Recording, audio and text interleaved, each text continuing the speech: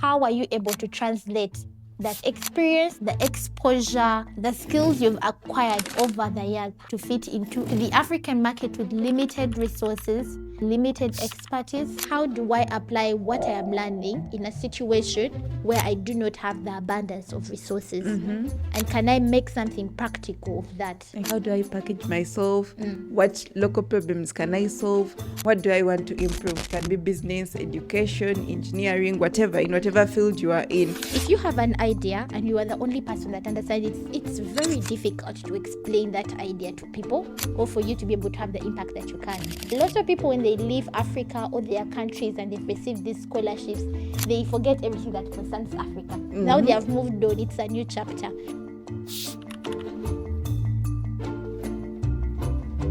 As an African graduate returning home, do not panic if the local market does not immediately reward your degree. It simply means that you now have a responsibility to fit your global experience into our local realities. And here's how to go about it. We realize many African students leave home with big dreams, Yes. work hard, gain international exposure, and return home with confidence. But then, when they come back home, they often discover a hard truth. Things are very different at home. The local market does not always understand or immediately reward like their global degrees. Yes. So the question is, was the education worth it? Did I do the right course? Why am I struggling in my own country? And a lot of the times, we are not prepared to answer those questions. We've also gotten to a point where a lot of graduates think they are too qualified for the market. But here's the question you can ask yourself is, yes, I have the qualifications globally. How do I apply those to our reality? More so like repositioning yourself Yes. from the mindset that I graduated with a bachelor's in microbiology, I'm supposed to work in a lab or in an industry. How do I reposition into business, into something else which can be beneficial to the society and to you as a person? And how do you apply the skills and the things you learned in school to solving local problems that are equivalent to our African societies? And so most of the things that people need to understand, number one, local employers really appreciate people who are very practical, who can make the most with limited resources. So you've come from a very exposed background globally, a lot of the international universities, Abundant resources. abundant resources. But the reality back home is that we are lacking in some of those resources. True. So while you're in school, while you have access to all these resources, to all these laboratories, the question you have to be asking yourself is, how do I apply what I am learning in a situation where I do not have the abundance of resources? And can I make something practical of that? Exactly. Because local employers look for people who can make the most with limited resources. Also, I think you should have that ability to explain your international experience in a way that makes sense.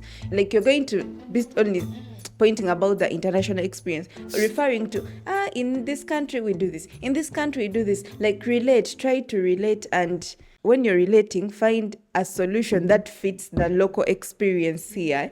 When you say, in this country we do this and this, in Uganda I think we can do this thing better. You have to be able to fit those experiences for our market. Then you also need to remember that the people are not going to ask you, what did you study? When you come to the local market, the issue is, can you solve a problem? And what can you do? What can you do with that education? They need to understand, do you understand our clients, the local clients? And do you understand the needs of the local market? Because a lot of the times, the needs of a third world country are not necessarily the needs or the demands of a first world country. So your education needs to be able to be that relevant. So this means that as African graduates, you need to reposition yourself. Your education, what can I answer? What problems can I solve? And what is the need in my country that I can fit? It could be as an engineer, as a medical graduate, probably a pharmacist. How can you fit those needs of the medical societies in your country, of the health sector, of the engineering sector in your society, and fit them to fit into your education. I think repositioning starts with your mindset, because one of the biggest barriers is the mindset. True. Some graduates, when they return home, they feel frustrated already because they expected the local market to be earning for them. And then it is the opposite. No one is minding about you. Yes, you have your degree, so what? You Like have they're your looking at you like exposure. you have your exposure, You have and your no one is experience. minding about that. Yes. So when you look at the realities, you should ask yourself some questions like, how do I package myself? What local problems can I solve? What people can I connect with? For these people to see my exposure, for these people to see my degree, for them to see what I can do. What you can do. Yeah. And also the skills you need to develop. Like here, okay, you have your skills from your international degree, then you're here. What skills you need to develop while you're here to fit into the local market? And also success, often it requires humility, patience, and time. You're not going to get results in 1 week. Yes, it's quite different when you go to offices, in those international offices. Usually you drop your letter and they're like, come back on Monday, and everything is solved. Here, you drop your letter, they'll tell you come back on Monday, you come back on Monday, they'll tell you come back on Friday. So you need that patience to be following up, to be showing up to those offices every day. They're like, oh, even if they told you to come back on Monday, go on Monday, go back on Tuesday. Yes. You show them I'm serious about this thing. Yes. But then also, like you talked about repositioning your mindset, even if the reality is a lot of global graduates, African graduates who have graduated from away from Africa, come back with skills that are a little bit too sophisticated for our job market. But the idea is then when it comes down to your mindset, you have these skills.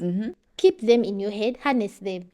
Go to your workplace, keep suggesting these things to your workmates, suggest these things to your employers.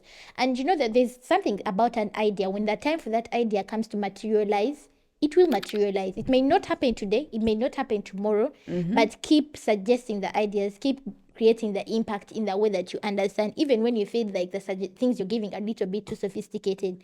Eventually, someone is going to come along who understands the work that you're doing, who understands the kind of experience you're bringing onto the table, and they will adapt to those ideas. And probably 4 years back, an idea that seemed impossible to implement in the country, 4 years after, it's something someone is going to be able to implement.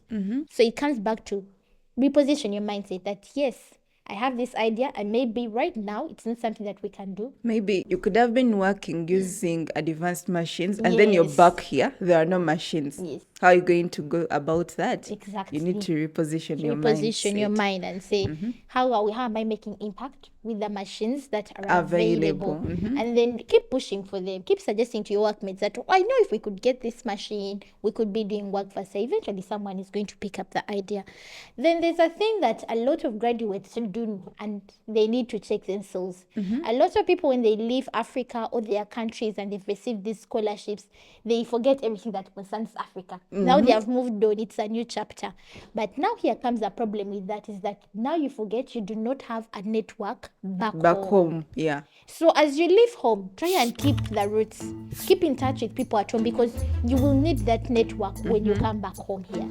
You will need people who are already in the field to guide you, people who can push opportunities your way, people who can just give you a bit of a leap.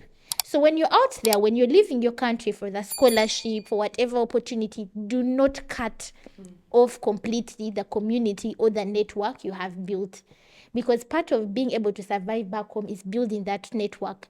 Number one, you need to understand, even if you've cut off the network when you come back home, try and create one. Get to know people, local people who are working in the industries you want to work in. Find organizations that are doing the tasks you want to do. Learn how things are done locally before they are done globally. Like, okay, I want to work for an engineering company in Uganda. How do they do things here? Then once you figure out how they are doing things here, then it's easier for you to then apply the things you've learned from a different place to here. It's easy to know what you need to tweak, what changes you need to make, what suggestions you need to give to certain managements, but you have to first learn how things are done locally. And another thing people also need to understand is that locally, it may not be fast-paced. So you need to understand that sometimes it's going to take time. Like, you need to go knock on people's offices, call people, remind them, be okay with doing that. Everything, in fact, in everything you're trying to do that with the repositioning, remember that it takes time. It's going to take time, and you're supposed to be patient. And just like, it's going to take a lot of time for you to get to where you want to be. Yeah. When you talk about turning experiences into solutions, do not return home and simply say, oh, I studied from abroad. Yeah. Exactly. Say, okay, what do I want to improve? What can I solve? Maybe it can be business, education, engineering, whatever, in whatever field you are in. So make sure your international training, it reflects in the local market. Yes. Like, for example, while here things might be different, but try to teach these people, oh, for us here we used to do it this way, but if things are favoring, you can teach them, you can do like this. And it actually works better if you could teach, because if you have an idea and you are the only person that understands it, it's very difficult to explain that idea to people, or for you to be able to have the impact that you can. So as a local graduate, as an international graduate or an African graduate, be okay with teaching. Go to your workplaces and teach your people how to do things differently. You could tell them, like, I think in a certain country where I studied, we did things this way and it gave us results. Could we try it? So you have to be okay with teaching people. And then also you need to create impact. Create better impact. Your education has to create better impact. The thing we keep telling you, the reason someone is paying that much money for you to go get this scholarship, they're hoping you can come back, translate your education, and then apply it to solve the problems that are in our country. So let your education create that impact. That impact also, like we have said, it may not happen immediately. It is something that is going to take time. Be willing to take that stride. Start with something small. You've been a pharmacist, you've been working in a certain country, and you figured out that, okay, in where we work, where I did my training, if we mix drugs this way, we can create a certain drug or a regimen that can be used for cancer.